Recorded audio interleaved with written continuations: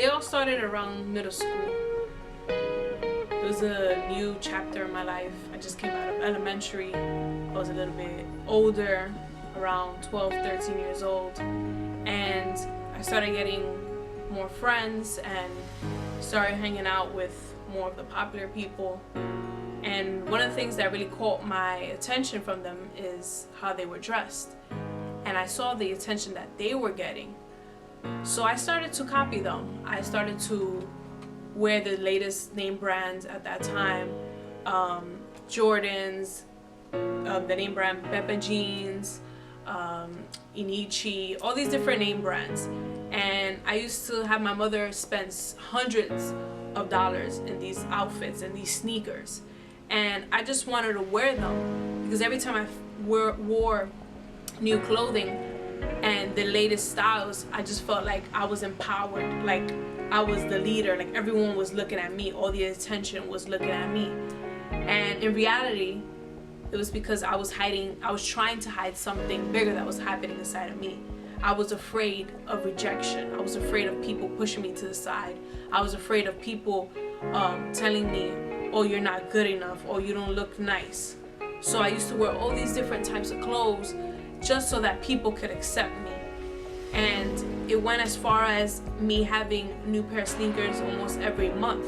And if I didn't have the latest sneakers, or if I saw other people that didn't have the latest sneakers or the latest clothing, I would just push them to the side. And it was just something inside of me that wanted to be accepted. And that was the way that I found my acceptance. And it was through clothing, it was through name brands, it was through having my hair done all the time. Then when I started coming to church, I still dressed like that. I still had the latest clothes, I still had the latest sneakers. On my birthdays, I made sure that I had the best outfit, like that I was the best one out of everyone here in the church. Like I had to be the hottest, preteen in the church. But then I started to have an encounter with God. And God started showing me these things, that you know what, you dress, you're starting to dress nice, and the reason why you're doing these things, the reason why you want to have the latest outfits and the latest sneakers is because you have rejection, and that can't happen. You can't have that inside of you. So I started thinking like, okay, but then who's gonna accept me, God? Like who's gonna tell me, oh, you look nice, oh, you look pretty, all these things. Who's gonna tell me all these things? How am I supposed to feel that I'm pretty enough, or I'm accepted, that people are not gonna push me to the side? And God told me, and he started to tell me, like, you know what, I accept you, and that even though everyone may reject you, I will still accept you. You don't have to have the latest clothes, you don't have to have the latest sneakers, you don't have to spend so much money on yourself just so that other people can accept you. You don't have to worry about that. I accept you.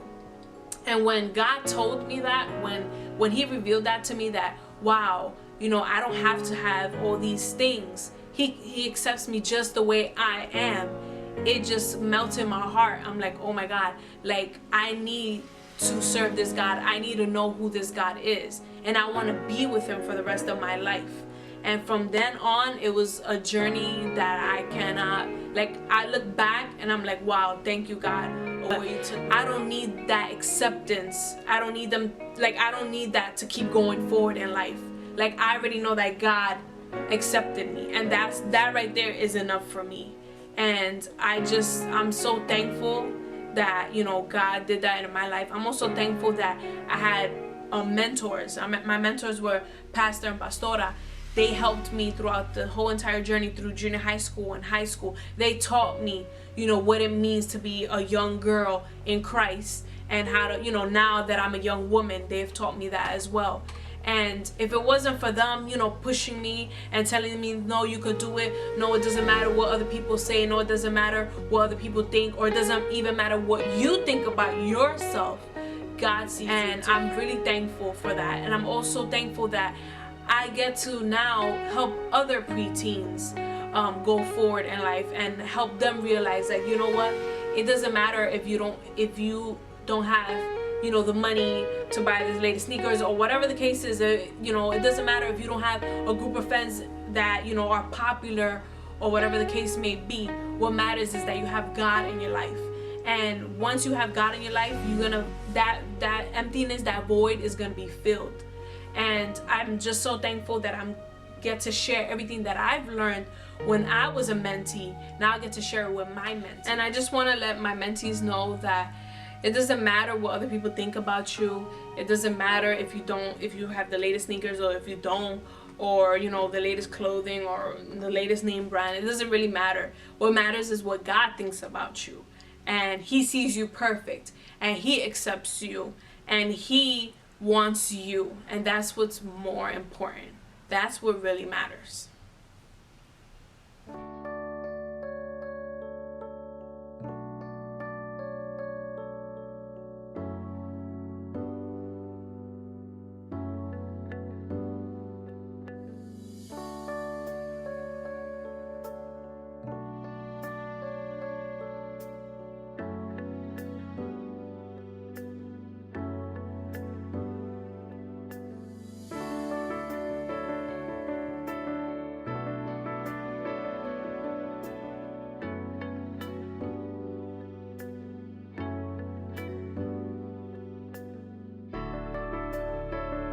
I didn't have like one of those moments where, you know, like, oh, I used to do this and then I came to church and God touched me and now I do this. It was like I was just always in church, like since I was born. Like I was raised in church. I know every corito, Jehová le dijo a Moisés, like everything. And I've preached when I was like, you know, like 7 years old. Like I sang in church when I was 6. Like I did all of those things. Like I grew up here. Like this is my home. This is what I know. This is, you know, like my family. I want to say the biggest change for me was when I went to 5th grade. My parents were like becoming pastors of the church and stuff, and it wasn't like about Barbies anymore. It wasn't about toys. It wasn't about who had like the Barbie playhouse. It was about who you hung out with. It was about what you said, what you did, how you act. Like, did you say something like in a loser way, or you said it in a cool way? Like, were you skinny? Were you fat? How many boyfriends you had? I know like in 6th grade, you have like 10 different boyfriends, and you know, you're not considered like a little ho-ho, but you know, it's cool for you to send a note like, please check one. Yes or no? Are you my boyfriend? No. Yes. No. Okay. So I don't know, like I was a little bit heavier by that time, so me, I wasn't like so focused on boys. I was more focused on like who was my friends, and so that nobody would make fun of me. Like, you know, I used to make fun of them first. Like I used to make this girl's life miserable. She still hates me like till this day.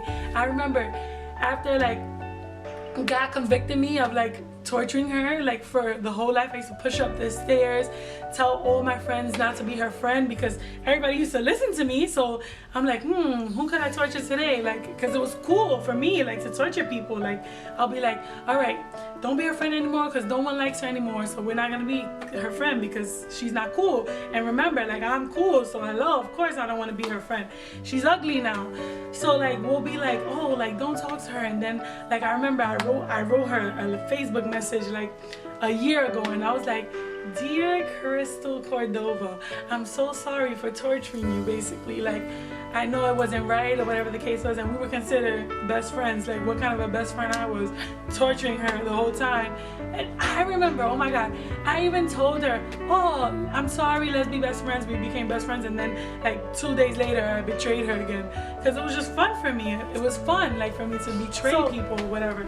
Here I was writing to her. I torture her so bad she still hates me. That happened like when we were 10 years old. We're like 20 something now. She still hates me. I can't believe that. But I don't know, like it just satisfied. Like I like to like do that to people, like because I didn't want them to do it to me. I was making sure that was like my safeguard. Like I'm gonna make fun of you because I don't want you to make fun of me, so I'm gonna get all these people like on my side. It was like my defense.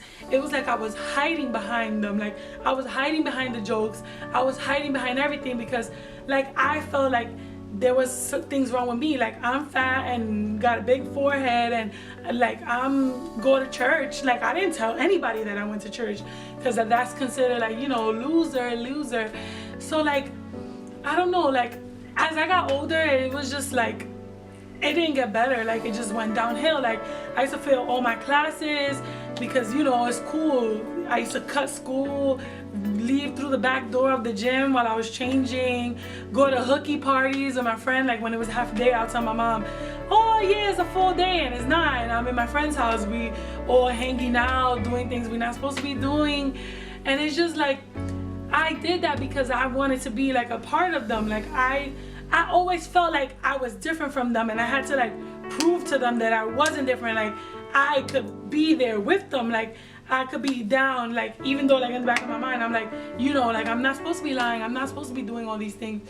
And my mom used to like slap me every day, like when I walked through the door, like, Jasmine, you never listen, what is wrong with you? And like, I didn't care, like, I just kept doing me, and I kept doing me. And there just came like a time where, like, even though like I was doing all those things, like, I just felt like so empty and so like not content with like who I was. Like, I would look in the mirror and like, I wouldn't even feel like pretty. Like, I would literally like feel like depressed, and I would always like go to school and like go to church and like pretend like I was like this happy person who was all about jokes and all about this, but inside like I felt so unhappy with who I was. Like, I wasn't happy that I was me. Like, I wanted to be like, I always wanted to be like someone else. Like, I'll be like, oh, maybe my life would be better if I was like so and so, because they're skinny and everything's easy for them. Like, just because they're skinny, everything's easy, or just because they have like straight hair, everything's easier for them. And then it's just like, for what? Like, God, for what? Like, I remember like I had an encounter with God, and like He said, like, you don't have to worry about what all those people think about you. You have to be happy, like, for yourself. Like, the only way you're gonna feel happy, it doesn't matter like how many people think you're cool and how many people think you're beautiful, unless you believe in yourself and you know it, like, for yourself. And I feel so like complete with God. Like, each time, like, I'm not gonna lie, like, sometimes I still do struggle with like what I feel or whatever the case is about myself, but every time like I go to God and I tell Him my feelings and I tell Him everything, like, God helps me. God makes me feel satisfied. Like, He makes me feel like loved, and He shows me like who I really am. And I'm just so happy to be like a part of the church, and I'm still a part of the church, and I still have this relationship with God, because I'm able to, like, especially in this mentoring program, like, I'm able to help my mentee, because I feel like that's so important for you to have someone, especially like someone who has a relationship with God, like, you help them, you know, guide them. Because, you know, like, I'm pretty sure, like, especially when I was going through those things, there was my parents, of course they were there, but remember, even though they're the parents, they're the pastors, like, they're still my parents. So of course, like, I had, like, you know, like the leaders of the church that also used to help me, and my mentors that used to help me and, you know, like, guide me in the right path. Like, no, you shouldn't do that, Jazz. Like, just because you feel this way, you shouldn't do those things, or whatever the case is. And I just know, like, I'm so happy to be like mentoring like my mentee and all the preteens, because like, I know, like, it's hard. Like, you want to be down and you want to do this and you want to do that, but at the end of the day, like, you're still gonna feel empty. The only one who's gonna make you feel complete is God. Like, you can still be yourself and still be in God. Like, I'm a Christian and I love God, and I don't care who knows about it, and I'm still crazy. Like, I still have my personality and I'm still funny. Like, that, just because you love God and you have a relationship with God, you're not gonna lose yourself. You're just gonna find yourself more. God's gonna help you find yourself more. He's gonna make you know yourself more and show you like your full potential, and you're not gonna feel alone. You're not gonna feel depressed. You're gonna feel whole. You're gonna feel whole with God.